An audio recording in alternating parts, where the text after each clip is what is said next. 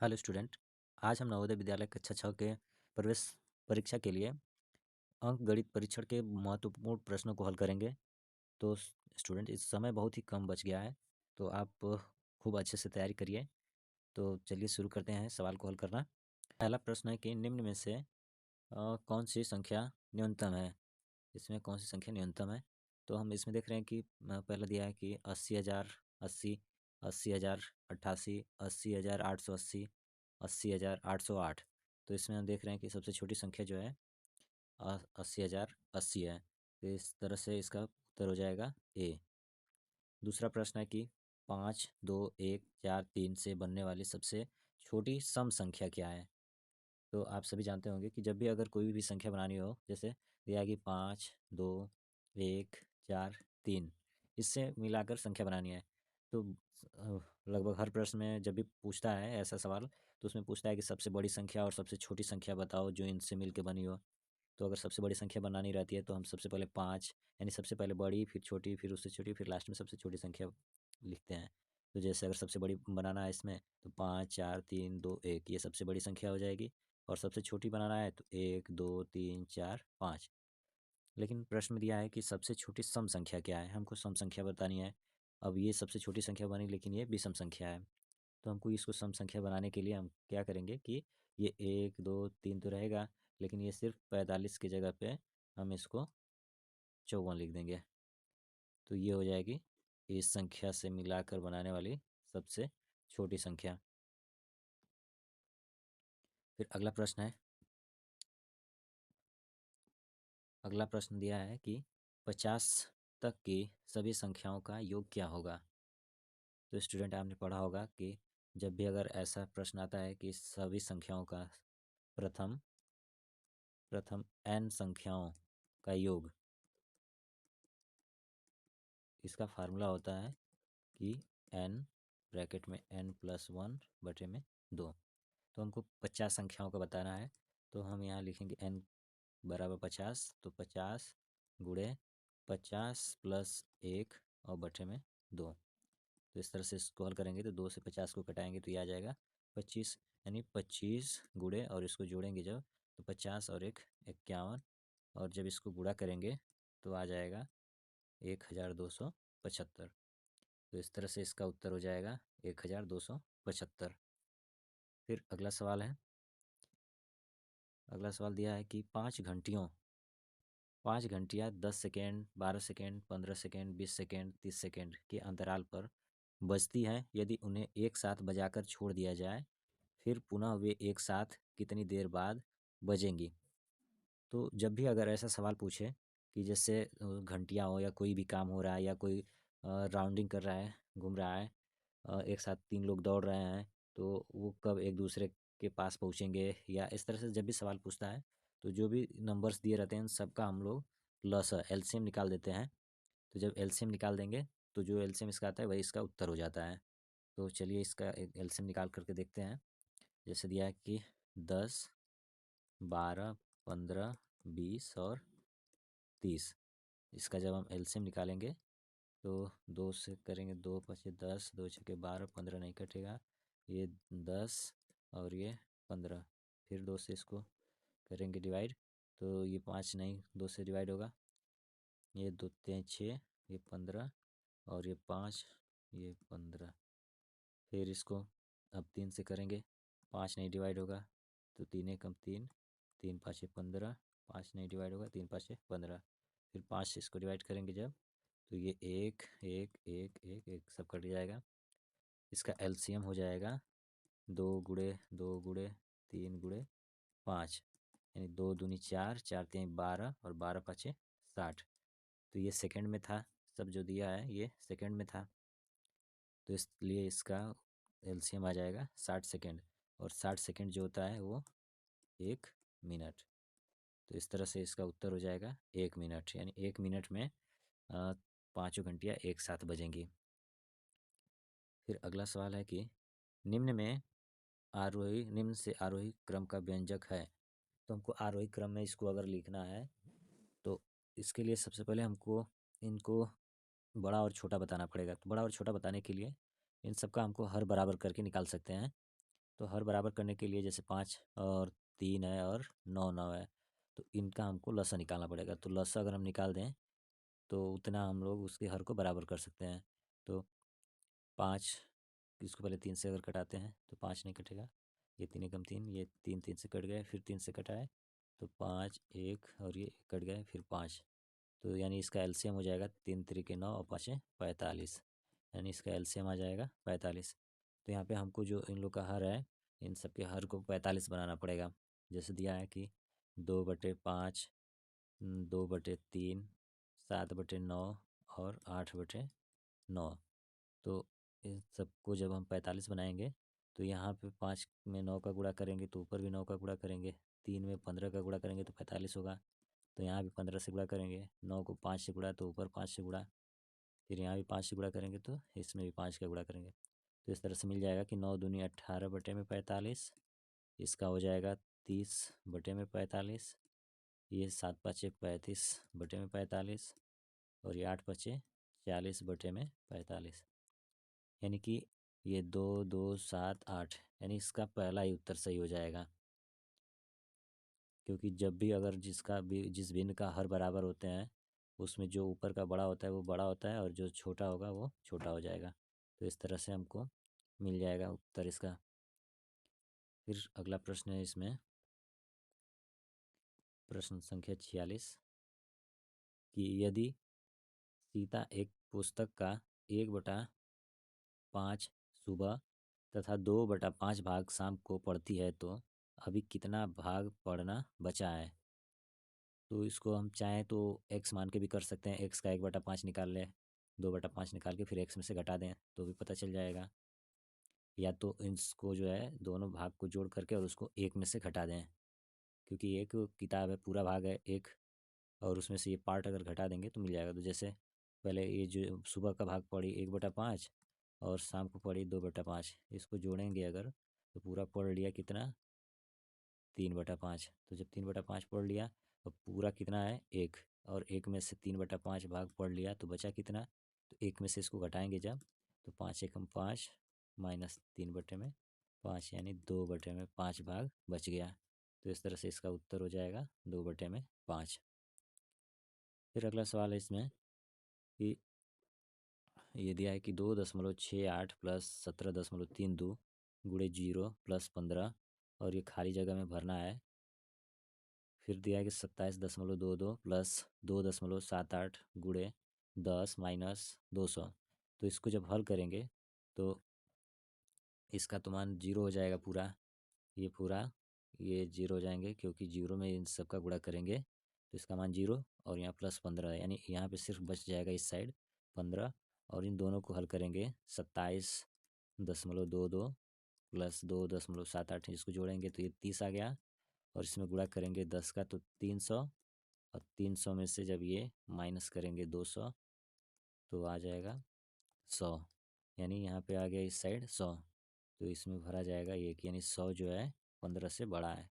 तो इस तरह से इसका उत्तर हो जाएगा बी। फिर अगला प्रश्न है 48, कि 18 को 14 से गुणा करो और गुणनफल में 243 जोड़ दो, अब कुल संख्या 15 से भाग दो तो प्राप्त उत्तर क्या होगा। तो सबसे पहले हम इसमें 18 में 44 का गुणा करेंगे। तो जब 18 में 44 का गुणा करेंगे तो हमको मिल जाएगा 792 मिल जाएगा, 792 गुणा करके देख लेंगे इसको तो 792 मिलेगा, और फिर इसमें जोड़ना है, इसमें जब जोड़ेंगे 243, जब 243 से इसमें जोड़ेंगे तो ये हमको मिल जाएगा 1035, और फिर 1035 में भाग देना है 15 से। जब इसको भाग देंगे 15 से तो इसका उत्तर आ जाएगा 69, ये हो जाएगा 69।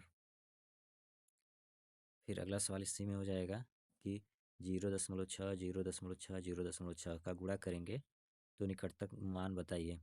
तो हम जानते हैं कि इसको गुणा करके दशमलव का गुणा हम लोग कैसे करते हैं कि या तो इसको भिन्न में बदल के गुणा करें या गुणा करके इसके अंकों को और दशमलव लगाएं उतने अंक पे जितने अंक पे दिया है। तो अगर हम गुणा करेंगे 6 का 6 6 6 तो ये हो जाएगा 216, और ये एक अंक पे यहाँ, एक अंक यहाँ, एक अंक यहाँ, यानी 3 अंक पे दशमलव हमको लगाना है दाहिनी तरफ से, दाएं तरफ से। तो 1 2 3 यहाँ पे दशमलव लग जाएगा और यहाँ 0। तो ये तो हो जाएगा इसका गुणा करने पे, लेकिन सवाल में पूछा है निकटतम मान। तो अगर सिर्फ गुणा पूछता है तब तो इसका उत्तर 216 हो जाता, लेकिन ये निकटतम मान पूछा है तो इसलिए इसका उत्तर हो जाएगा 200, क्योंकि ये दो जो 0.200 हो जाएगा इसका उत्तर। फिर अगला सवाल है कि 12 तथा 16 का सर्वनिष्ठ गुणनखंड है। तो 12 और 16 का सर्वनिष्ठ गुणनखंड निकालना है। तो सबसे पहले हम लोग इनका गुणनखंड निकालेंगे। तो 12 का जो गुणनखंड होगा, यानी 12 के फैक्टर निकालेंगे। इसके फैक्टर हो जाएंगे 1 2 3 4 6 और 12। फैक्टर यानी गुणनखंड का मतलब कि जिससे जिससे ये 12 विभाजित हो जाए, यानी कट जाए। ये हम कह सकते हैं कि ऐसी संख्या जिनको गुणा करने पे 12 मिले। तो ये 12 जो है 1 2 3 4 6 12 सबसे कट जाएगा, तो ये इसके गुणनखंड या अपवर्तक हो गया, हिंदी में जिसको अपवर्तक या फैक्टर कहा जाता है। 16 का हो जाएगा 1 2 3 नहीं 3 नहीं 4, इसके बाद 8 और 16। तो इसमें हमको बताना है सर्वनिष्ठ। सर्वनिष्ठ यानी कॉमन, जो दोनों में हो। तो हम देख रहे हैं कि 1 हो गया, 2 और 4। तो सिर्फ हमको मिला सर्वनिष्ठ गुणनखंड 1 2 4। तो इस तरह से इसका उत्तर हो जाएगा 1 2 4। फिर इसके बाद अगला प्रश्न है इसमें 51। 51 प्रश्न इसका हो जाएगा कि दो संख्याओं का गुणनफल 90 है।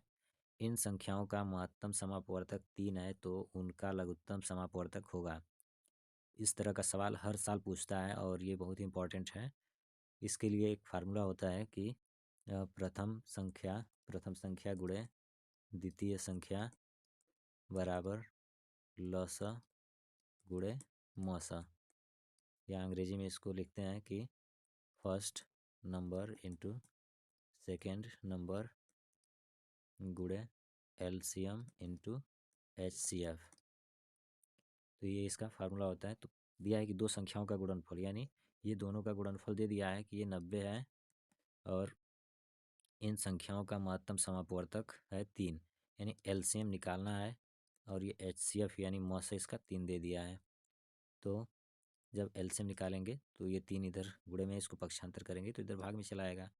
तो ये इस तरह से हो जाएगा कि 90/3, ये इसका एलसीएम हो जाएगा। 3 से इसको कटा देंगे तो ये हो जाएगा 30, यानी इसका एलसीएम आ गया 30।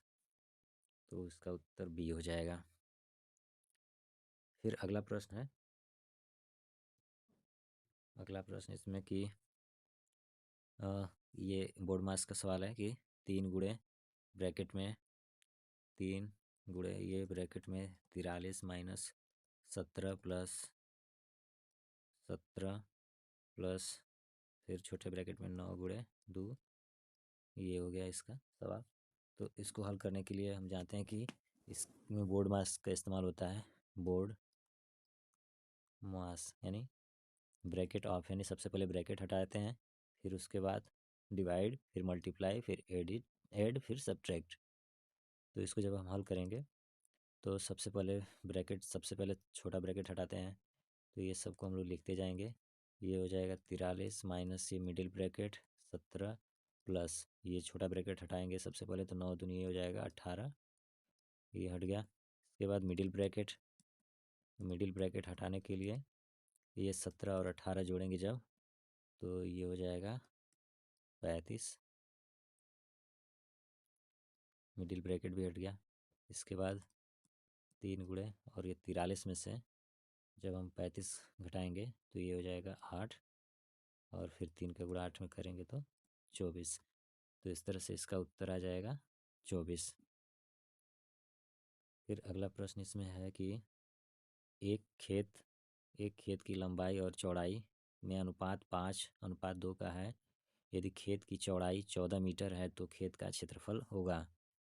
कोई खेत है अगर इस तरह से अगर दे दिया, इसमें इसकी चौड़ाई जो दिया है ये 14 मीटर है और इनका जो रेशियो दिया है वो 5:2 का है। तो सबसे पहले हम लोग निकाल लेंगे लंबाई चौड़ाई। तो L रेशियो B, L से हम लंबाई को दिखाते हैं और B से ब्रेथ यानी चौड़ाई को। तो इनका रेशियो 5:2 है। तो L/B बराबर ये 5/2 हो जाएगा। ये L और B का मान दिया है 14।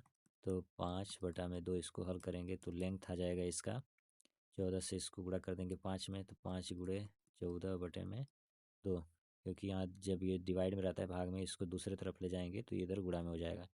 तो ये 2 से कटा दिए तो 7 और 7 5 35, यानी इसकी लंबाई आ गई 35 मीटर,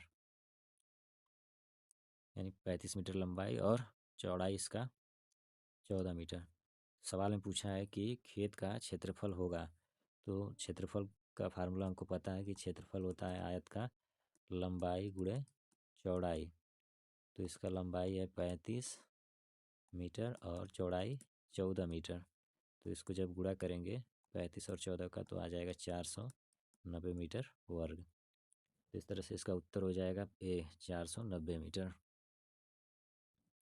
फिर अगला सवाल इसमें है कि यदि 30 टाफियों का मूल्य 6 रुपये है तो 17 रुपये में कितनी टाफियाँ आएगी। इस तरह का सवाल हल करने के लिए जिस चीज़ को पूछता है ये इसमें हम एक एक नियम का प्रयोग करते हैं। आप लोग एक एक नियम पढ़े होंगे स्टूडेंट कक्षा 5 में।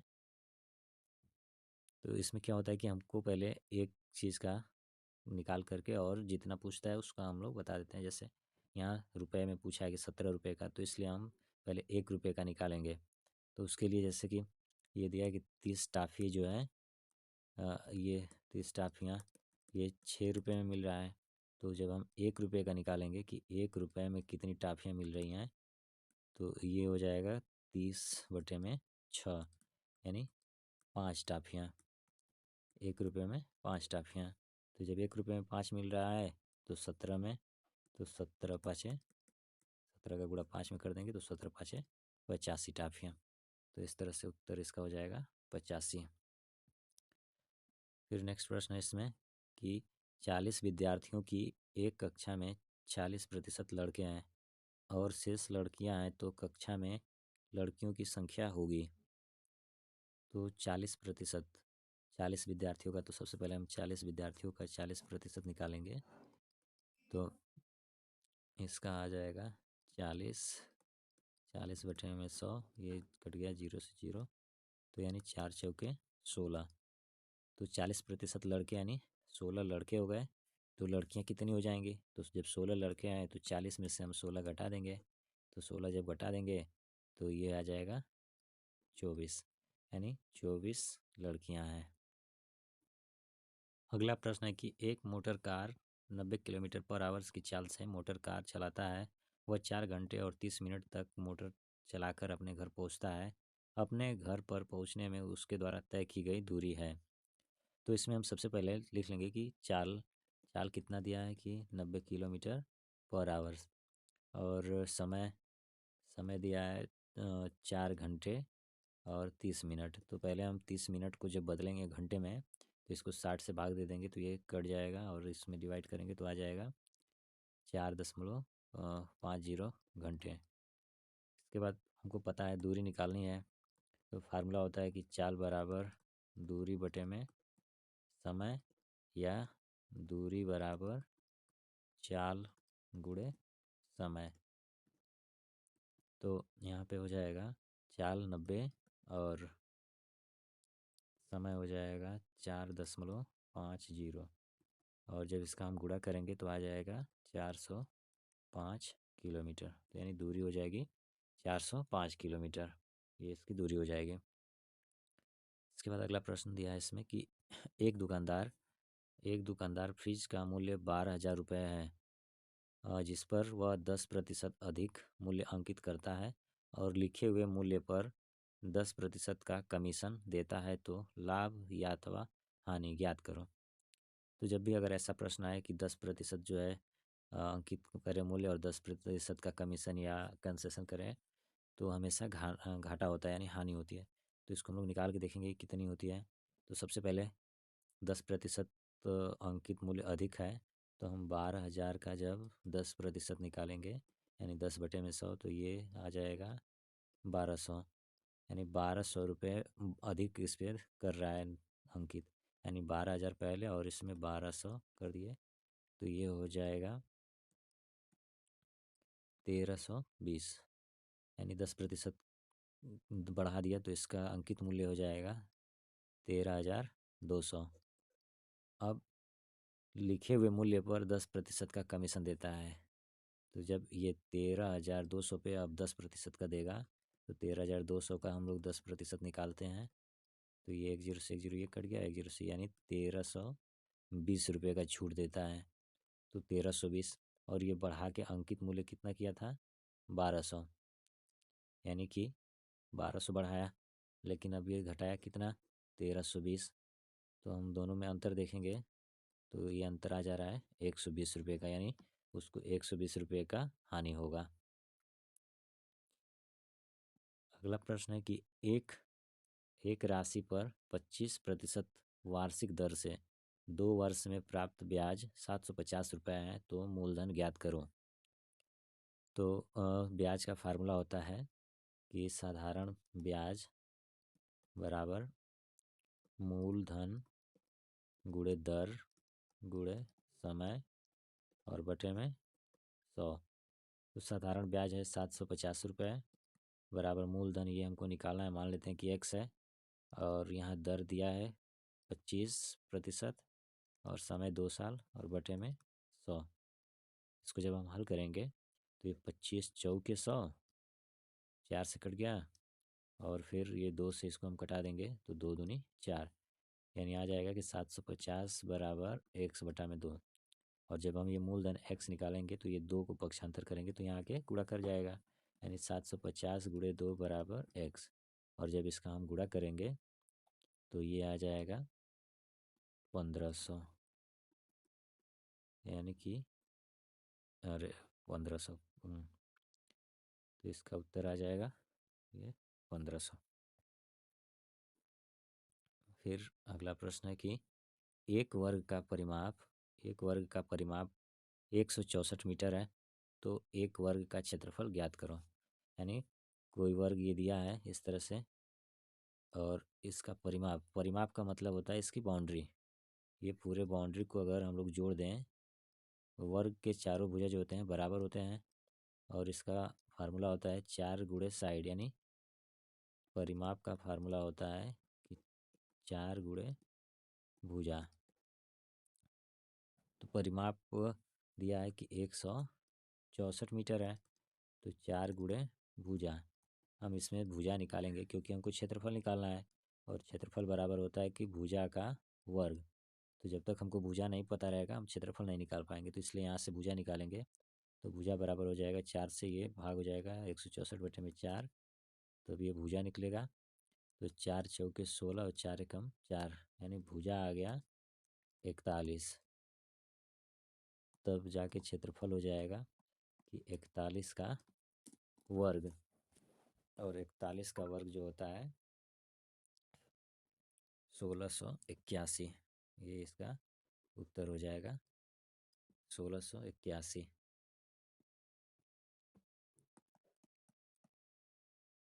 अगला प्रश्न इसमें हो जाएगा, एक आयताकार खेत की लंबाई 150 मीटर और चौड़ाई 175 मीटर है, तो खेत के 3 चक्कर लगाने में तय की गई कुल दूरी है। तो इसके लिए सबसे पहले हम जैसे ये कोई खेत है और इसकी लंबाई ये जो है 150 मीटर है, तो जब ये आयताकार है तो दोनों तरफ 150 मीटर ये लंबाई हो जाएगी, और चौड़ाई 175 मीटर, ये 175 मीटर, और इसके चारों तरफ यानी इस चक्कर लगाना है ये, यानी इसके बाउंड्री, तो बाउंड्री का मतलब परिमाप। तो सबसे पहले अगर हम इसका परिमाप निकाल लें तो जब परिमाप होगा वो एक चक्कर की लंबाई हो जाएगी दूरी, तो इसका परिमाप हम निकालेंगे जब, तो परिमाप होता है आयत का परिमाप बराबर 2 गुणे लंबाई प्लस चौड़ाई। तो 2 गुणे लंबाई इसमें दिया है 150 और चौड़ाई दिया है 175। तो दोनों को जब हल करेंगे 175 और ये दोनों जोड़ेंगे जब, तो ये आ जाएगा 5 7 5 12, ये 325 आ जाएगा। और फिर 325 का गुणा जब हम करेंगे 2 में, तो ये आ जाएगा 650। यानी ये इसका पूरा परिमाप आ गया 650। ये एक राउंड का, यानी एक चक्कर अगर लगाएगा, यहाँ से अगर कहीं से शुरू किया चलना और यहाँ से आके फिर यहाँ पे आ जाएगा, तो ये 650 मीटर होगा। और ये 3 चक्कर लगा रहा है, तो 3 चक्कर लगाने का मतलब इसमें हम 3 का गुणा कर दें, तो इसका उत्तर हो जाएगा 3 चक्कर का जब गुणा करेंगे इसमें 650 में, तो ये आ जाएगा 1950। तो इस तरह से इसका उत्तर हो जाएगा 1950 मीटर। तो स्टूडेंट, अगर आपको वीडियो अच्छी लगी हो तो आप वीडियो को लाइक करें और सब्सक्राइब करें और अपने दोस्तों को भी शेयर करें।